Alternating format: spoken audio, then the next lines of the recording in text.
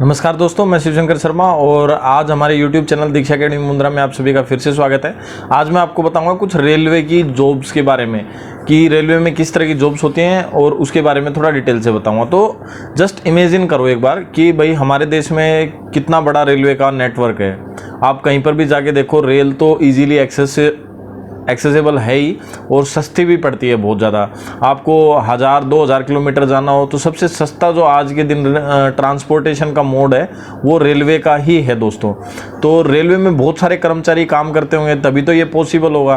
कोई ट्रेन को चलाता है, कोई ट्रेन की पटरियों को ध्यान रखता है, कोई वहाँ पे रेलवे स्टेशन का मैनेजमेंट करता है। तो ऐसे बहुत सारे एम्प्लॉयज़ हैं जो अलग अलग जगह पे काम करते हैं। तो इन सभी एम्प्लॉयज़ की रिक्रूटमेंट कैसे होती है, अपन मेन मुद्दे पे आते हैं रिक्रूटमेंट पे।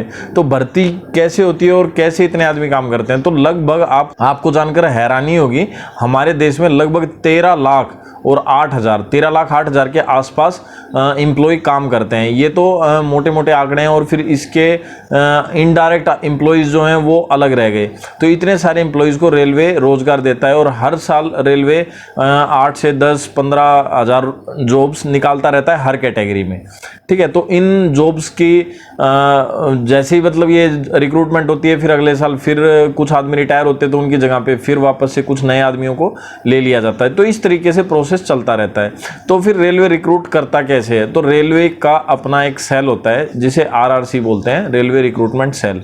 ठीक है, तो इसमें ये क्या करता है, पहले वैकेंसी निकालता है। फिर वैकेंसी निकालने के बाद क्या होता है, आम जो आदमी होते हैं, जो भी बच्चे होते हैं, स्टूडेंट्स जो होते हैं, वो इसकी साइट पे जाके सर्च करते हैं कि कौन कौन सी वैकेंसी निकाली है और फिर वो अप्लाई करते हैं। जब वो अप्लाई करते हैं तो फिर रेलवे जो है वो एक एडमिट कार्ड देता है उनको, या आप बोल सको एग्ज़ाम का एक रिक्रूटमेंट जैसे रोल नंबर होता है, इस तरीके का एक डॉक्यूमेंट बना के देता है। वो आपको साइट से मिल जाता है। फिर आप उस डॉक्यूमेंट पे एड्रेस वगैरह देख के एग्ज़ाम देने जाते हैं, एग्ज़ाम देते हैं। फिर उसके बाद रेलवे जो है वो क्या करता है, आपका ऑर्डर निकालता है कि भाई हाँ ये आदमी मतलब एक रिजल्ट्स निकालता है कि भाई ये पास हो गए और ये फेल हो गए। तो जो बच्चे पास हो जाते हैं उनको वो बुला लेता है, उनको कॉल लेटर भेज देता है कि भाई आपको यहाँ पे और इस दिन से ये जॉब आपको प्राप्त करनी है। तो रेलवे के अंदर देखो बेसिकली 17 से 18 कैटेगरी होती है, फिर उसके अंदर और होती हैं अलग अलग। ठीक है, 17-18 तरह की जॉब होती हैं। इन 17-18 तरह की जॉब को 4 ग्रेड में बांटा गया होता है, ABCD। तो ABCD जो ये ग्रेड होते हैं, A ग्रेड जो होता है वो सबसे अपर क्वालिटी का माना जाता है। जो सबसे बेस्ट क्वालिटी की जॉब होती है वो ग्रेड A में होती है। A ग्रेड में ऑफिसर लेवल तक की या व्हाइट कॉलर हम जिनको बोलते हैं उसकी जॉब होती है। फिर second B grade chief yard master वगैरह और ये आदमी आ जाते हैं जो B ग्रेड में आते हैं। फिर C में जो जूनियर इंजीनियर हैं, इंजीनियर्स के नीचे काम करने वाले हैं और काफ़ी और मतलब उस लेवल तक की जॉब सारी आ जाती है। और फिर ग्रुप D की जो जॉब्स होती हैं उस जॉब में हेल्पर, क्राफ्टमैन, जो ट्रैक को संभालने वाले होते हैं वो, सफाई वगैरह वाले होते हैं वो। तो इस तरह के 4 कैटेगरीज में इनको डिवाइड कर दिया जाता है। मतलब जो 17-18 तरह की मेन जॉब होती हैं उनको इन 4 कैटेगरीज में डिवाइड कर दिया जाता है और इनकी रिक्रूटमेंट करते रहते हैं। कहने का मतलब क्या है कि अगर आपको रेलवे में भर्ती होना है तो आपको पहले आपको सेलेक्ट करना पड़ेगा कि हमें किस कैटेगरी में जाना है। आपको A में जाना है, B में जाना है, C में जाना है या D में जाना है। तो 4 कैटेगरी हो जाती हैं।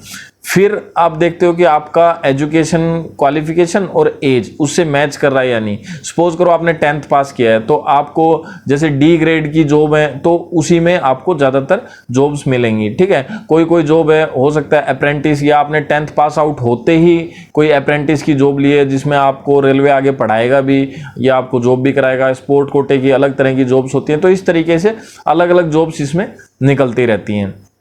तो सबसे पहला आपको प्रोसेस पता ही चल गया होगा। सबसे पहले आपको RRC पे जाना है, यानी रेलवे रिक्रूटमेंट सेल पे जाना है। वहाँ पे सर्च करना है किस तरह की जॉब निकलती हैं।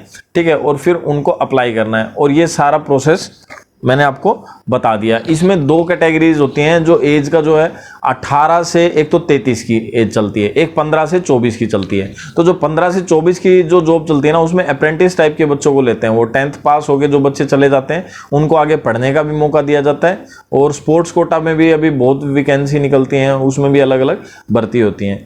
तो फिर बाद में दोस्तों, जैसे मैंने आपको पहले वीडियोस में बताया था, बैंक के मैंने कुछ वीडियो बनाए कि बैंक की तैयारी कैसे की जाए उसके बारे में, तो इसी तरीके से रेलवे की भी तैयारी इतनी आसान नहीं होती। रेलवे की तैयारी भी फिर कैटेगरी वाइज होती है और उसकी लेवल्स देखे जाते हैं। आप डी कैटेगरी की कर रहे हो तो अलग हिसाब से होगे, बी में अलग होगा, सी में अलग होगा, ए में अलग होगा। तो उसी हिसाब से आपको बाजार से बुक खरीदनी पड़ती है, सिलेबस चेक करना पड़ता है क्या क्या सिलेबस एग्जाम में आ रहा है। बेसिक वही है सिलेबस, 3-4 चीज़ें तो सब में सेम ही रहती हैं, जैसे मैथ है, रीजनिंग है, ठीक है, और थोड़ी जीके है। और रेलवे से संबंधित है तो रेलवे के क्वेश्चन बहुत ज़्यादा पूछते हैं। रेलवे नेटवर्क कहाँ कहाँ पे है, कितनी लंबी लाइन है, कहाँ पे है, सबसे लंबी लाइन कौन सी, इस तरह के क्वेश्चंस आते रहते हैं। तो इसकी कैटेगरी के आप सिलेबस देख करके और सिलेबस के हिसाब से फिर आप अपनी प्रैक्टिस तैयार कर सकते हैं। ठीक है, तो मैं आपको एक बार शॉर्ट में वापस से रिवाइज करवा देता हूँ क्या क्या करना है। सबसे पहले आपको रेलवे की साइट पे जाना है। साइट पे आपको अपनी एजुकेशन के हिसाब से मैच करना है कि कौन कौन सी जॉब में आप अप्लाई कर सकते हैं। फिर जैसे ही आप अप्लाई करते हैं तो फिर उसके थोड़े दिन के बाद रेलवे जो है वो रोल नंबर्स इश्यू कर देता है कि भाई आपका इस सेंटर पर आपको एग्जाम देने जाना है। एग्जाम जब आप देके जाते हो तो एग्जाम के बाद फिर वो वापस से आपको रिजल्ट या परिणाम घोषित करता है, रिजल्ट शो करता है। जैसे ही आप रिजल्ट देखते हैं, अगर आप सिलेक्ट हो गए हैं तो आपको आगे कॉल लेटर आ जाता है कि भाई आपको यहाँ पे आना है थोड़े दिन के बाद। और अगर आप सिलेक्ट नहीं होते तो आप फर्दर दोबारा से तैयारी कर सकते हैं। तो अच्छी तैयारी के साथ आप सिलेक्शंस पा सकते हैं। तो दोस्तों कोशिश करते रहें और हम भी कोशिश करते रहेंगे आपके लिए अच्छे अच्छे वीडियो बनाने के लिए।